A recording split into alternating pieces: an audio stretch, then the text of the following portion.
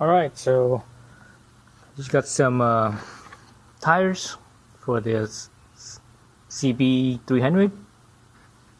Let's see what do we have here. So we have Bridgestone, right? S22s in let's see, where's the sizes? Oh, there it is. So in a 110 70 17 in the front, 140 70 17 in the rear. So the CB300R comes with from the factory it's a 150 60, but I'd rather use the 140 because it's a little bit narrower. Basically it turns a little faster, side to side transitions a little faster. Narrower tires are a little quicker, but also narrower tires you actually don't have to lean as much for a given speed with a given radius. Wider tires require more lean angle, whereas narrower tires require slightly less. So that also essentially makes it a little faster too from side to side, since you don't have to lean as far, right? So that. Let's see. So these ones are S22. So basically they're kind of equivalent to the they're Hypersport tires. Let me see, what does it say that? Oh, right here. Hypersport tires. So basically they're sport bike tires. Mainly meant for the street. Probably I would say like I don't know, like 90% street, maybe even 80% street, and as much as maybe 20% track or 10% track, something like that. So I would say no more than 80-20 or 20% track, but it's probably closer to 90-10 rather than 80-20. But anyways, these tires are equivalent to, say, the Michelin Power RS. I would say these ones are, the S22s came out. Oh, how long have they been out now? At least a year now, I think. Maybe a little bit longer than a year. Maybe even 2 years, possibly. Anyways, let's see what else. Let's look at these things. So these sizes are meant for the 300 series bikes. 300cc class bikes. Quarter liter or 300cc, somewhere in that range. Even the 400cc. Like an Ninja 400. So their speed rating is not that high. So 54 is the load rating. Up here is 66. But it's H is the speed rating, right? Right here, same thing, H. So H speeding rating is only 130 miles an hour.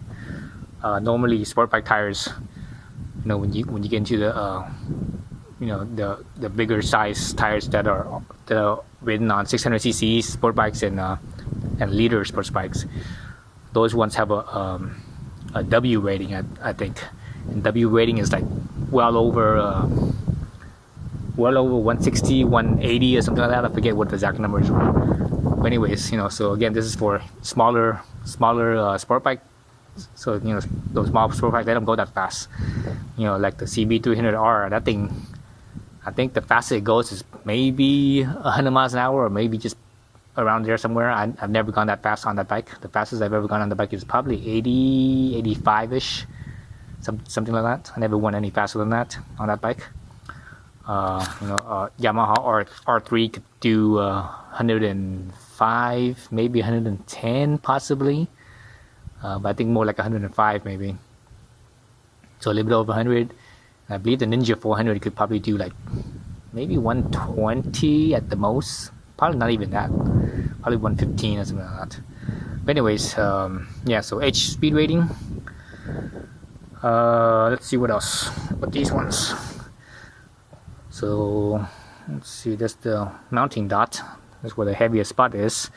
So how old this one is? This is 39th week of 2019.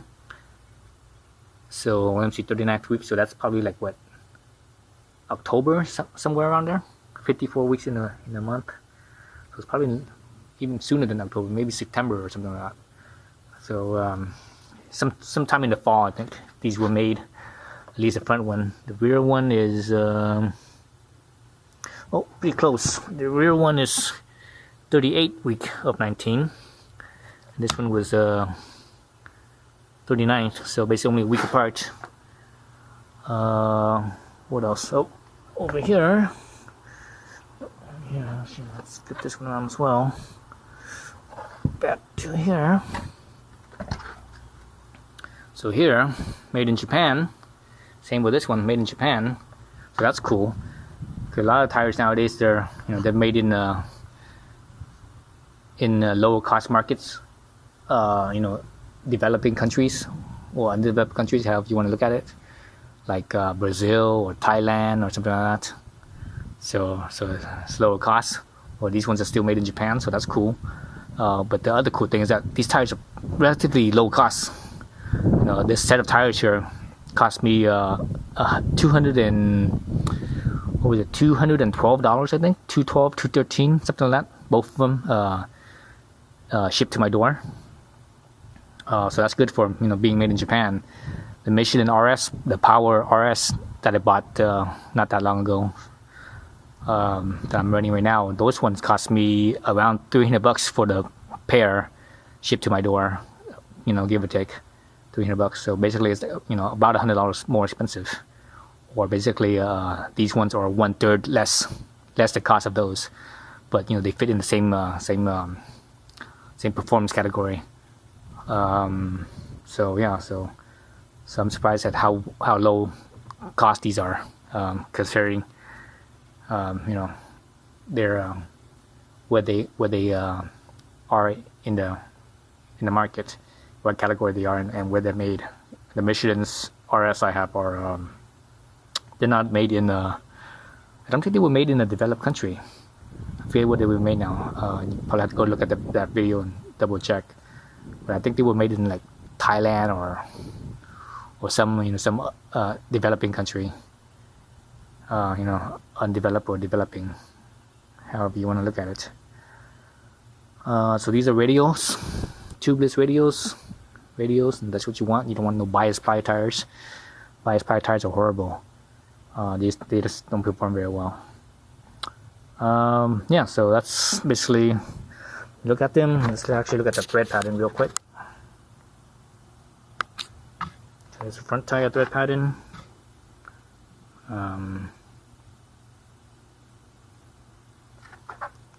And the rear, this way, the rear thread pattern, basically kind of similar to the front. That angular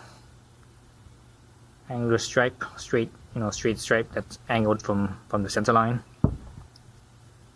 Other thing I like to do when I look at tires is I like to weigh them. So I have my little Park Tool scale here. Set my camera aside so I position this so we can see it a little better. Maybe something like that. Let's see. Put it up like this. Hopefully that should fit the tire. I think. Something like that. I think that should fit. Alright, so Park Tool scale. Let's turn it on. Oops, what happened? What does it say? This is Lob T. What the hell does that mean? Is it out of batteries? Dang it, I think it's out of batteries. Nope, it is out of batteries. God damn it, out of batteries. Right, let me go get some, replace the batteries, and I'll be right back. Alright, so replace the batteries, zero it out. You can see 0 pounds, 0 pounds, 0 ounces. Let's go with the front tire first. So get this on camera. So this one is 8 pounds, 9 ounces. Let's try that a few times.